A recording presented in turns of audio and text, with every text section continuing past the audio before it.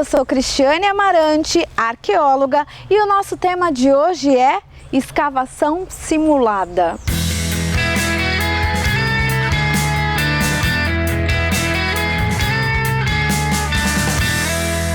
O que vem a ser uma escavação simulada?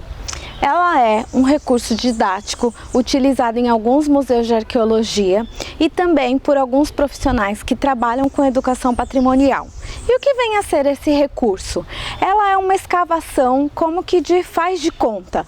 Tanto funciona para crianças como adultos que estão aprendendo um pouco do que é arqueologia. Essa escavação, em muitos momentos, é um sítio montado.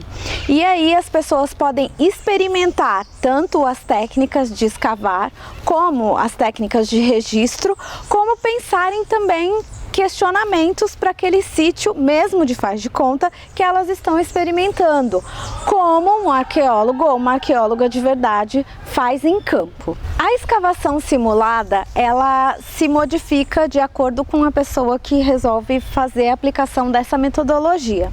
Hoje nós estamos aqui no Museu de Jaú com o arqueólogo Fábio Grossi e ele aplica a metodologia de escavação simulada aqui.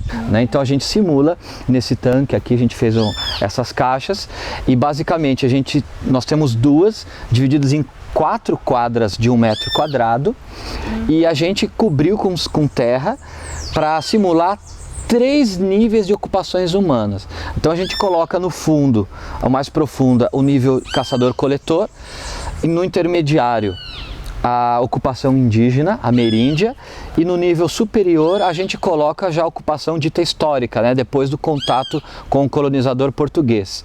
E aí a pessoa ou o aluno que participa dessa atividade didática, ele vai vivenciar isso na prática, como é ser um arqueólogo, não é? Como é o procedimento, toda a técnica, o cuidado que ele tem. Na prática ele vai perceber por que o arqueólogo usa uma colher de pedreiro, por que ele usa um pincel e não pode simplesmente tacar uma pá e arrancar tudo. Ele vai perceber o cuidado que se ele simplesmente enfiar a pá, ele vai misturar os níveis de ocupação, vai tirar a peça do lugar. Então ele vai tendo todo esse cuidado e também fazer o registro. Tudo isso ele vai vivenciar aqui. A gente procura simular exatamente como é no sítio arqueológico. A gente traz as fichas de anotação de etiquetas para guardar as peças no saquinho plástico, o registro de profundidade, descrição da peça. Quando fecha um nível, desenha o croquis, faz o registro fotográfico.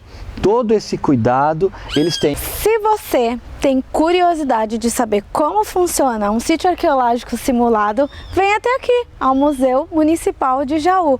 Conversa com o Fábio, agenda e vem participar de uma escavação simulada.